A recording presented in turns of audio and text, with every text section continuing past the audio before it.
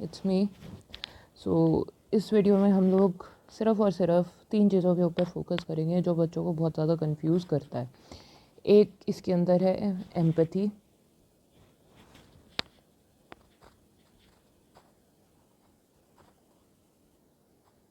Empathy जो है वो सबसे इम्पॉर्टेंट प्रॉपर्टी है।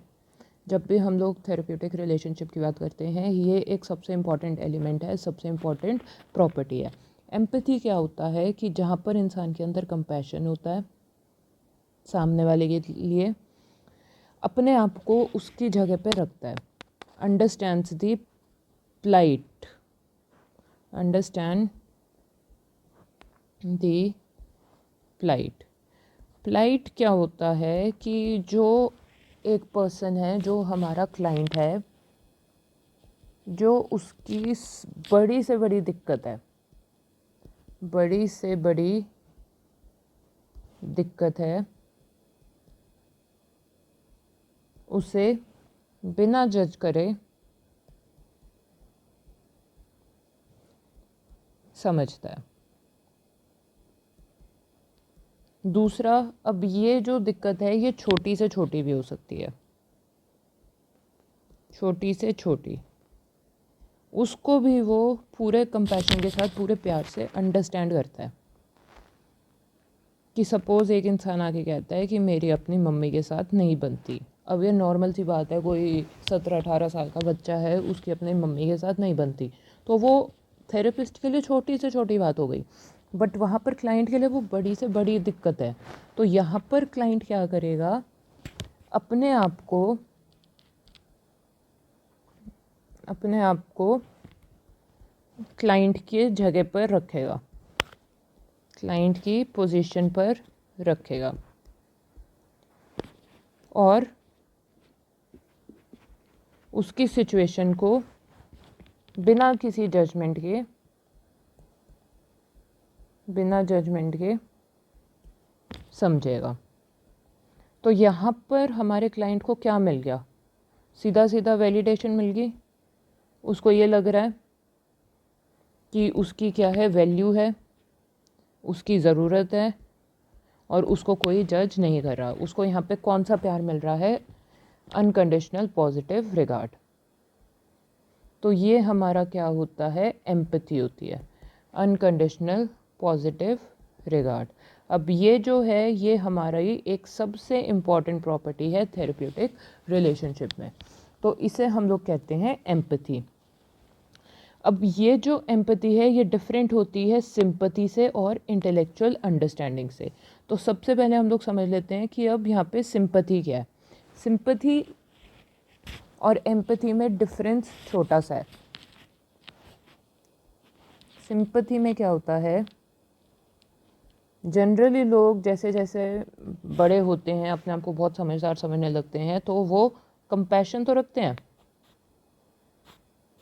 प्यार उनके अंदर रहता है, साथ में वो पिटी ले आते हैं कि वो सामने वाले को बेचारा फील कराते हैं। अब अगर आपको कोई बेचारा फील करवा रहा है कि सपोज़ किसी का ब्रेकअप हो जाता है, आप लोगों की एज ऐसी है कि ब्रेकअप हो गया, तो वहाँ पर क्या है, एक तो एम्पैथी में क्या था, आप अपने किसी दोस्त के पास गए, आपने उसको कहा कि मेरा ब्रेकअप हो गया, उसने आपकी सिचुएशन को समझा और आपका साथ दिया, आपको जज नहीं किया, ये नहीं कहा कि भाई कैसा इंसान है तू, तेरे से रिलेशनशिप नहीं संभाला जाता, कोई बात नहीं, होता है। तो वो क्या है, वो हमारी एम्पैथी हो गई।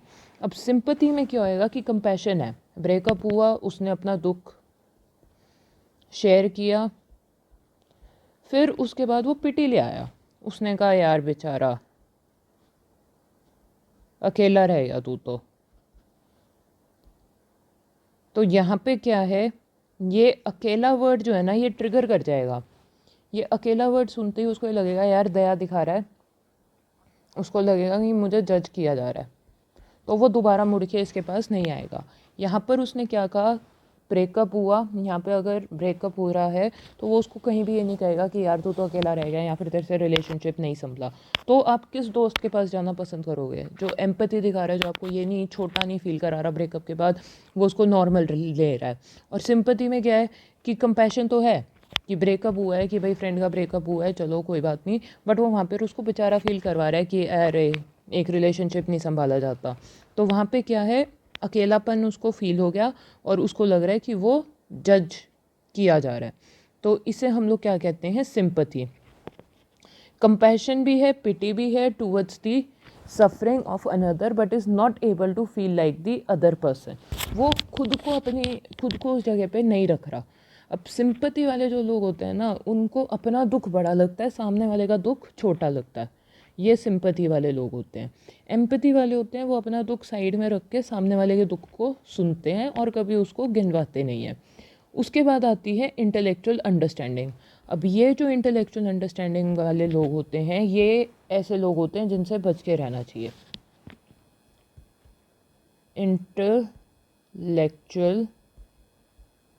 अंडरस्टैंडिंग। अब ये जो वर्ड है इंटेलेक्चुअल, इनका क्या मतलब हो गया कि ये सारी चीज़ें अपने दिमाग से सोचते हैं। अब दिमाग से सोचते हैं तो कोई अच्छा हमें प्यार वाला रिस्पॉन्स नहीं देते। इनका जो रिस्पॉन्स होता है वो बहुत ठंडा होता है। तो ये क्या हो गया, कोल्ड इन नेचर है। कि अगर सपोज़ इनको जाके ये कह दिया कि मेरे ग्रैंडफादर एक्सपायर हो गए, तो ये आपको कोई प्यार व्यार नहीं दिखाएंगे, कहेंगे हाँ ठीक है, एज थी, एज के साथ डेथ हो गई, क्या बड़ी बात है। अब सपोज़ ये भगवान ना करे हम किसी ऐसे दोस्त से बात कर रहे हैं, वो फिर अपने चीज़ गिनवाने लग जाएगा कि मेरे तो इतनी यंग एज में चले गए थे, तूने तो फिर भी इस एज तक अपने ग्रैंडफादर देखे हैं। तो वो क्या है, इंटेलेक्चुअल अंडरस्टैंडिंग। कि वो मतलब फीलिंग्स को समझ ही नहीं रहे, वो हर चीज़ के ऊपर लॉजिक लगा रहे हैं। इनके लिए फीलिंग क्या है, फीलिंग्स के इनके लिए ज़ीरो मायने है कि हर चीज़ में इनको अपना लॉजिक देना है, ज्ञान देना है। इंटेलेक्चुअल अंडरस्टैंडिंग वाले लोग हो जाते हैं ज्ञान वाले। That the person is unable to feel like the other person and does not feel sympathy इधर, सिंपैथी भी नहीं है। On the other hand, empathy is present when one is able to understand the plight of another person and feel like the other person. So यहाँ पे क्या है, वो दूसरों के पर्सपेक्टिव को समझ रहा है। एम्पैथी क्या है कि दूसरे के पॉइंट ऑफ व्यू को समझ रहा है। और अल्टीमेटली आपको क्या चाहिए कि आपके पॉइंट ऑफ व्यू को समझे और उसको वैलिडेट करे, उसको अप्रूव करे, उसको एकदम सही ठहराए। तो वो क्या होता है, हमारा एम्पैथी होता है। It means understanding things from other person's perspective, that is putting oneself in other person's shoes, कि उसको अपनी जगह पर रखते हैं। Empathy enriches the therapeutic relationship and transform it into a healing relationship. तो यहाँ से क्वेश्चन आ सकता है कि हीलिंग रिलेशनशिप के लिए क्या इंपॉर्टेंट प्रॉपर्टी है, वो हमारी है एम्पथी। कि एम्पथी के बिना जिस थेरेपिस्ट में या फिर जिस इंसान में एम्पथी नहीं है ना, वो काउंसलर, थेरेपिस्ट, साइकोलॉजिस्ट बनने के लायक ही नहीं है। एम्पथी ज़रूरी होती है टीचिंग के प्रोफेशन में, डॉक्टर्स के अंदर, काउंसलर्स के अंदर, साइकोलॉजिस्ट के अंदर, कि वो सामने वाले को समझ रहे हैं, अपना ज्ञान नहीं दे रहे। जो थेरेप्यूटिक अलायंस होता है वो स्ट्रिक्टली कॉन्फिडेंशियल होता है। तो बेसिकली ये मान लो कि जहाँ पर आप लोग अपने दिल की बात जिस इंसान को जाके बता रहे हो, वो ही हमारा थेरेप्यूटिक रिलेशनशिप होता है। कि हम लोग ये चाहेंगे कि वो हमारे एक्सपीरियंसेस किसी को डिस्क्लोज़ ना करे, और थेरेपिस्ट जो है वो एक्सप्लॉइट ना करे ट्रस्ट को। अब एक्सप्लॉइट का यहाँ पर क्या मतलब हो गया कि वो ब्लैकमेल ना करे। कि सपोज़ कोई एक पर्सन था, उसने आके अपनी डीपेस्ट से डीपेस्ट सीक्रेट्स बता दिए, और यहाँ पर क्या है, वो उसको ब्लैकमेल करना शुरू करते कि भाई अगर तूने ऐसा नहीं किया तो मैं ये कर दूँगा। उसको ब्लैकमेल कर रहा है बेसिकली। तो ये सारी चीज़ें अलाउड नहीं होती। फाइनली ये प्रोफेशनल रिलेशनशिप है and must remain so. Professional relationship का मतलब हो गया कि कोई पर्सनल रिलेशनशिप नहीं हो सकता, फ्रेंडशिप वगैरह नहीं रख सकते, सिर्फ और सिर्फ प्रोफेशनल सेटिंग में मिलते हैं। तो ये हमारे जो मोस्ट कंफ्यूजिंग वर्ड्स होते हैं उसको क्लियर करने की कोशिश की है। I hope it helps. Thank you so much.